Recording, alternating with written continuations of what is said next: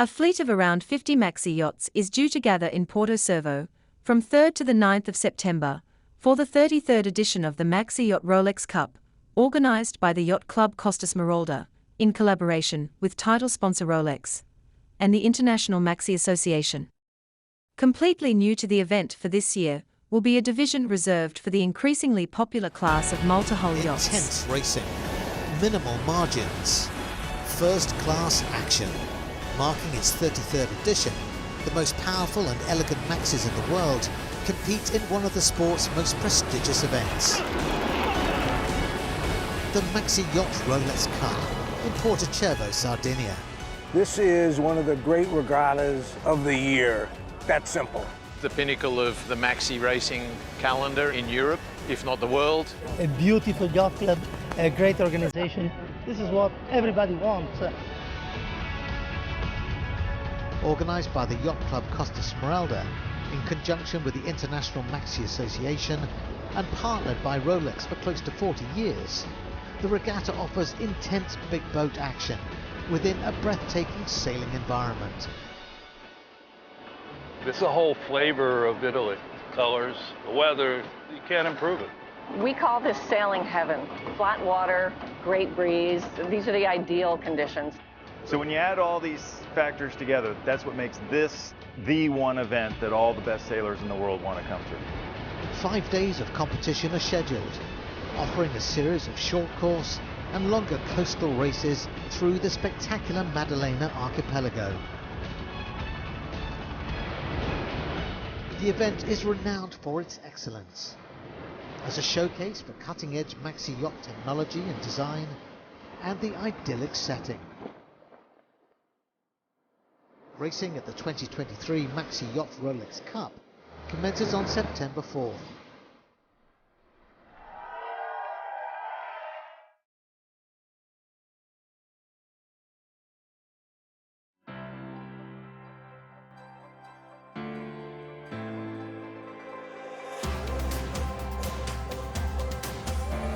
This is your weekly global sailing highlights show, The World on Water, August 25, 2023.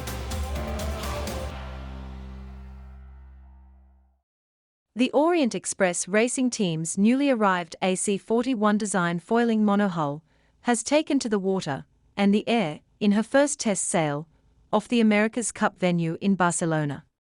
After a tow test at the weekend behind the team's chase boat, to check and test the AC40's onboard systems, the full-on racing machine went into sailing mode, with exactly a year to go to the America's Cup Challenger Selection Series. The skipper and pilot are Quentin Delapierre, fellow pilot Kevin Peppernet, and trimmers Matthew Van Dam and Jason Saunders.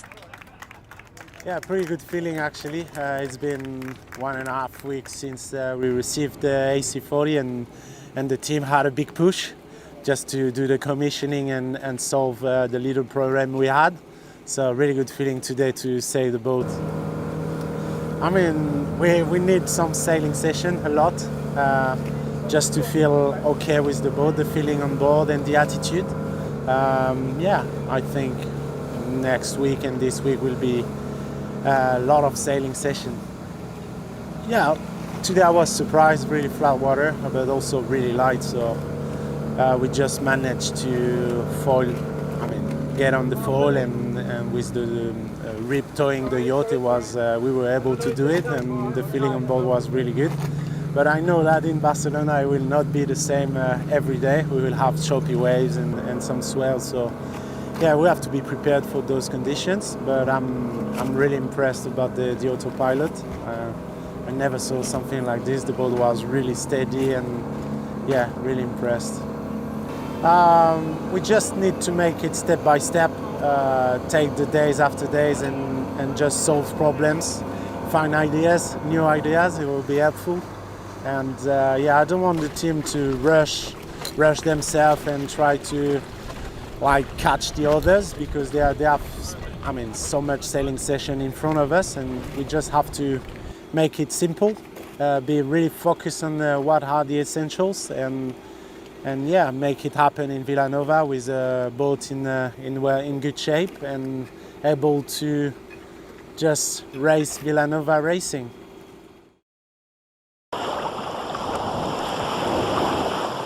The battle lines are drawn for the 2023 Rolex TP52 World Championship in Barcelona. When they open next week on the 37th America's Cup waters off Barcelona in Spain next week, there will be no clear favourite. And as Cup teams ramp up their training and testing off Barcelona, eyes will inevitably focus on the white-hot TP52 fleet, with which many sailors have personal history and national allegiance, or are just interested, discerning fans.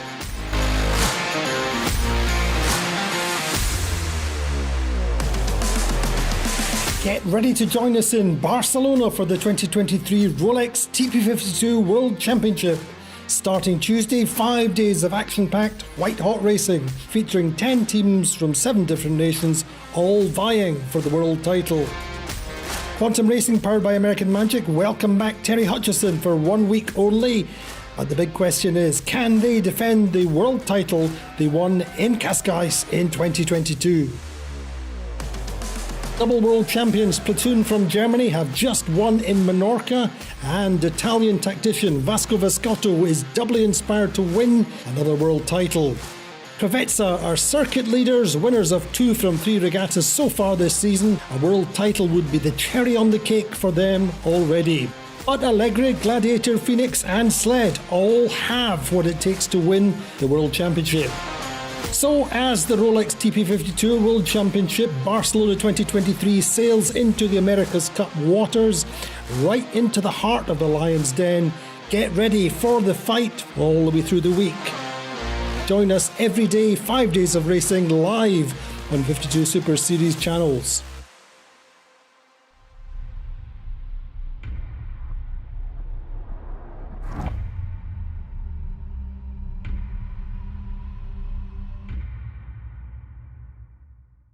We are Sailing Only Media. Please subscribe, share, like, and check the alerts bell. It's day 3 of Hamilton Island Race Week in Australia's beautiful tropical, whale-infested Whitsundays, and the 2,000-plus sailors are enjoying the tight racing. Even the ones who are wrangling spinnakers. As the mighty Supermaxes are finishing off the yacht club, all declare that they have enjoyed the day's racing. Day 3 of Hamilton Island Race Week 2023 saw a challenging day for the Nautilus Marine Insurance Classic races. The hard-working race committee scheduled shorter courses given the lighter breeze forecast. The variable conditions that eventuated across the racetracks made it vital to seize any tactical opportunities on offer. Even days with less breeze provide a field of opportunities when you have a smart crew keen to look out of the boat, said Olympic supercoach Viktor Kovalenko, strategist on Marcus Blackmore's RP52CR, Ammonite, sailing in Hamilton Island Blue Division. All fleets started and finished in front of the Hamilton Island Yacht Club from Dent Passage, giving spectators a colourful display when spinnakers were hoisted as the boats hit the start line. Margins were tight as the divisions raced, the gains from tides and wind shifts, and shadows producing almost instant advantage for some crews, while others could do nothing as their lead evaporated. One of the standouts of the day was Doran Purdy's Martin 49, Indigo 2, its new crew taking a 4th place in Hamilton Island Pink Division, bettering their previous day's results. Sailing Master Stacey Jackson said pre-race this was their race week goal. It's a relatively new team. They have owned the boat for less than a year now, and I've joined them as sailing master for their first regatta. This means a bit of tactics, some key navigation around the racetrack, and helping with overall coaching. It's all about adding the bits that we worked on the day before to keep improving. Our expectations are to go out, have fun, and improve our performance each day, and we have already ticked that box. We are here to do well, but most importantly to enjoy our sailing. We have a longer island course today, which is amazing, hopefully with less whales than yesterday. We had a port starboard, and we were definitely on port. There's a cool little fleet in the 40 to 42 foot competition, Far 40s and the Wellborn 40 Wedgetail, also from Brisbane, and Zoe as always good competition. And eyes out the boat always. Most of us are not exposed to these tides and currents, so it is about refreshing the memory bank, appreciating back eddies, and looking at the water, as well as the digital information. Even coming into Dent Passage for the finish, there are 2 big back eddies that feature strongly, with up to 3 knots of current, so cutting the corner is not always the best answer. Jackson added, "The spirit of Hamilton Island Race Week is family and friendship."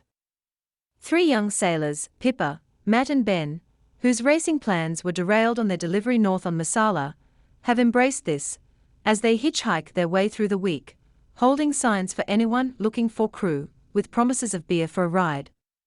The locals even joined in on the camaraderie, as a whale and her calf greeted crews as they crossed the finish line.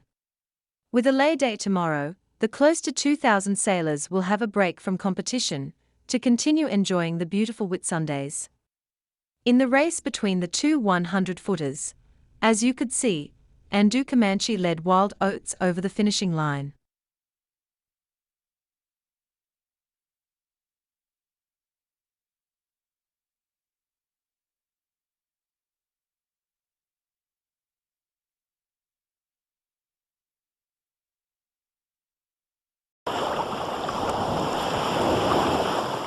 For Ineos Britannia, it was a day that promised much, with around 7 to 8 knots of breeze at sea level, just off the Barcelona beachfront, and a very flat sea state. Unfortunately for the sailors, the breeze died, and on the tow out to find better breeze, near where the TP52 fleet were racing, a small tear occurred at the clew of the port skin of the mainsail, whilst under tow, and after investigation from the shore team and boat captain, the day was canned.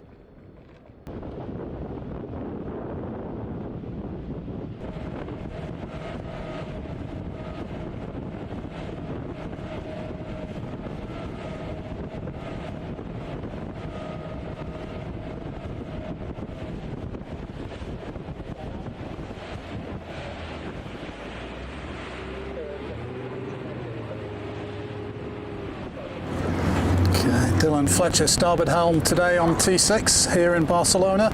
Not a lot to talk about today, a bit of a breakdown quite early into the process. Just talk us through that. Yeah, we were towing down to different areas to get a bit more breeze, and unfortunately we main ripped when we just about to peel from the tow. So yeah, ended our day early, which is a bit unfortunate, and I don't think we know exactly what's gone on just yet. The tear seemed to us to be in the down by the clew of the sail. Is it maybe an effect of a bit of flapping while you're towing, do you think? I don't think so, but you could be right. I think just, it's the port side, and obviously as the main sheet came on, we'll have to investigate and look at the data and see what happened. Okay, let's talk a little bit about what the plans were for today. It was a flat water day, which is a rarity here, it seems. 7 to 8 knots of breeze we measured. What would you have been doing? What sort of stuff were you going to look at today? Yeah, obviously a flatter day for Barcelona, so it would have been a nice opportunity for us to do some more speed testing and investigate some manoeuvres. Ultimately, compared to Palma, it's very different here. In terms of there's more of the wavy days, less of the flat days, so it's quite different. But I don't think we're going to experience many days like we had today for the period of racing in the Cup. You were sharing the training area with the TP52s today. Just in comparison on sailing angles, can you give some idea about the comparison of the sailing angle of T6 upwind and downwind compared with a TP? Yeah, I guess we sort of got close-ish to them and thought we were sort of similar-ish to them upwind, maybe a little bit lower. I guess we didn't line up to them downwind, but I suspect we may even be a bit lower than them downwind and that light stuff. They need sort of that 9 knots or whatever to really be powered up. It looks tricky for them as well.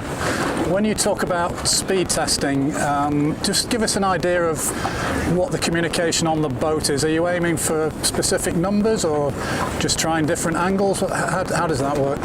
Yeah, we get set our targets from our performance team, and so we sort of investigate those, and sometimes the sailors will have ideas that we'll be trying, or maybe the sailmakers. So I guess there's a range of things that we've discussed before we go out, and then we're experimenting and just checking in that we're going the right direction. At the end of the day, you do and imagine you do a debrief, or maybe the following day. What gets discussed in that, and how long does that last?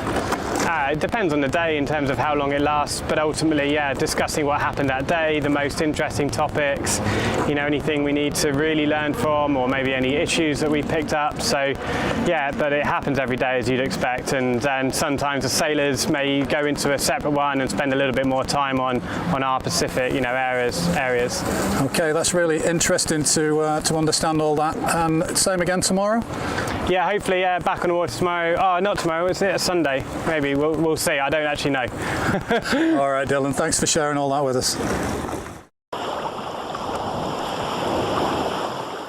The top women's match racing teams in the US battled for the US Women's Match Racing Championship at Annapolis Yacht Club. The championship, held in J22s, got underway with a clinic for competitors organized by US Sailing, and round-robin racing beginning the next day. The 4 teams with the best records upon completion of the round-robin advanced to the semifinals and finals.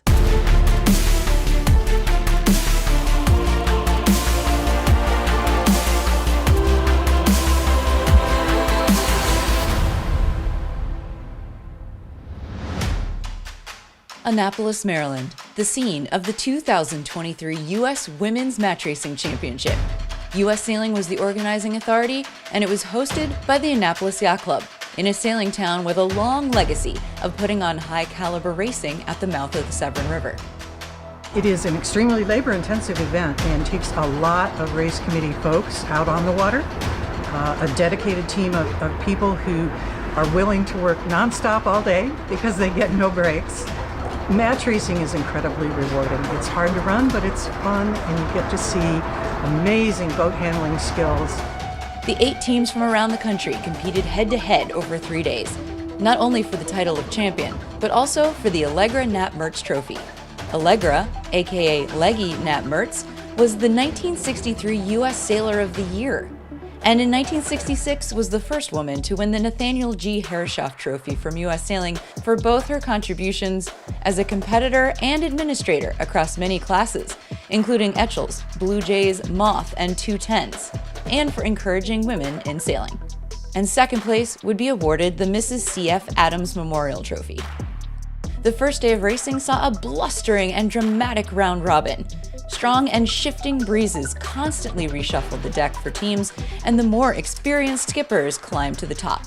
Zarkowski ended up winning all 7 of her races in the round robin, moving her right into the quarterfinals as seed number 1. Jibing, 3, 2, 1, jibing. Haley Thompson, racing with an Olympian, Molly Vandermoor, and a Rolex Yachtsman of the Year nominee, and top-ranked match racer Nicole Brault were seeded second, followed by Bridget Grobel of Bow Down Racing, and 2-time U.S. Women's Match Racing champion with her same crewmates from her victory in 2022, Allie Bleacher. Off the water, teams and their host families, along with some of the team's family members, enjoyed the city of Annapolis. What brought us here this weekend is we were here, our daughters and our team got invited to be part of the championships, and this is our first time coming to Annapolis, so it was a great weekend. I stayed at the Waterfront Hotel and I absolutely loved it. It's right across the bridge from the Sailing Center, so I was able to walk here and enjoy all the great restaurants in town. It was right on the shuttle path, so we could just easily jump on the free shuttle, go through town. So it was a very convenient location as well. And I'm a pickleball fan, and I found so much pickleball. It was a blast. So while my kid was sailing, I was out on the courts, met so many friendly people. Great weather, great sailing. I can't wait to come back. Back on the racecourse, the top 4 teams continued their dominance in much lighter air and advanced to the semifinals. Zarkowski, being the number 1 seed, was given the choice of who to face and chose Bridget Grobel, which left Haley Thompson and Allie Bleacher to face off in the other semi. In a major upset, Bow Down Racing was able to best team as one in the very shifty and sporadic conditions in all 3 races, making her the first team to qualify for the finals. Allie Bleacher and Team BAM bested Haley Thompson 3-1, and the table for the finals was set. In a surprising yet somewhat more stable southeasterly breeze, the Pettit final got in 2 races that resulted in Zarkowski placing in 4th for the event and Thompson in 3rd. Grobel and Bleacher got in 2 races as well. In both of them, Grobel was faster off the starting line, but Bleacher fought hard to chew up the distance and take back the lead, once on the upwind and once right after a set in big chop. Some very big powerboat chop evens things up. Allie has a piece and is rolling over the top. It's a mental game for sure, and especially for us. 2 of us are out in California, and the other 2 are East Coast bound, so it's a little bit of a challenge to get us to sail together a lot. The speed comes with time, the boat handling comes right back. It's just important to stay mentally in it, because the game's not over even if you've lost the start. And that's something that has proven for us to be kind of the key to success, is just staying back in it and making sure that, you know, if you have to make a move, you have to make a move, and you're ready for it, and you know you're going to execute it better than you did the time before. Taking their second win, the time limit was reached and the event was ended, so Team BAM was crowned champions for their 3rd time.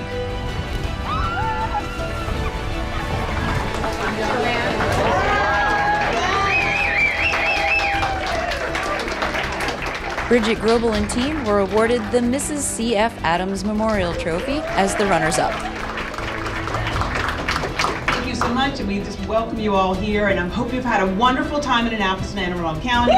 Visit Annapolis and Anne Arundel County. Love supporting these kind of events, showcasing America's sailing capital, which and our 500 plus miles of shoreline in our county, and tell all your friends what a great place it is to sail, and come on back. Thank you.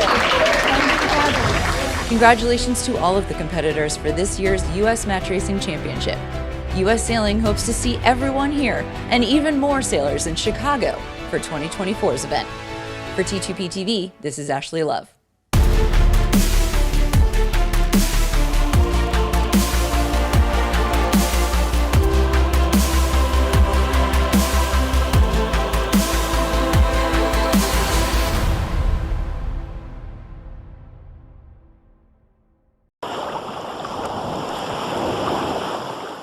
Five-meter fleet are looking forward to the Scandinavian Gold Cup and World Championship at the Yacht Club Costa Smeralda in Porto Cervo, Sardinia, in just over a month's time. So last week in Grandson was the last opportunity for most of the fleet to race together. The fleet of 15 moderns from 6 nations all came to get in some practice and test their gear ahead of the world titles. They were treated to 4 days of sublime weather and hot competition, with the temperature past 30 degrees every day and winds from 5 to 10 knots.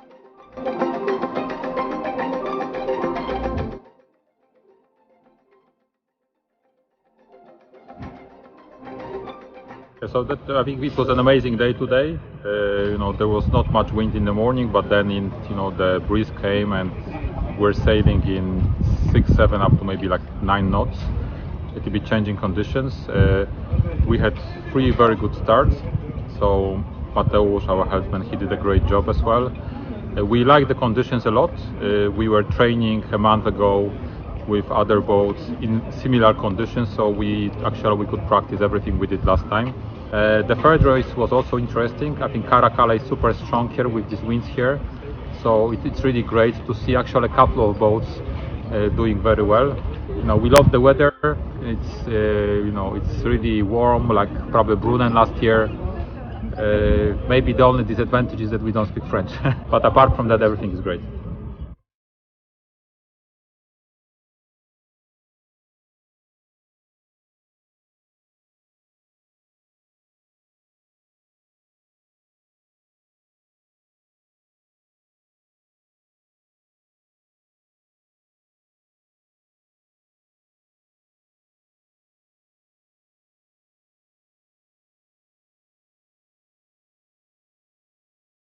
No, I know Grandson a bit, and the Biza is a nice wind, and it's a really shifty one. So sometimes you come from the right, and sometimes you come from the left, and you have to be really with the open eyes to choose which hand you're gonna be. In the wind today, we went one time left then right, and one time right then left, and now it's turning slightly right during the day, and we protect the right all the time. Yes. I'm not from here, so I take it as they come. So it's probably that if you're not from the place, you have to be really awake, I would say.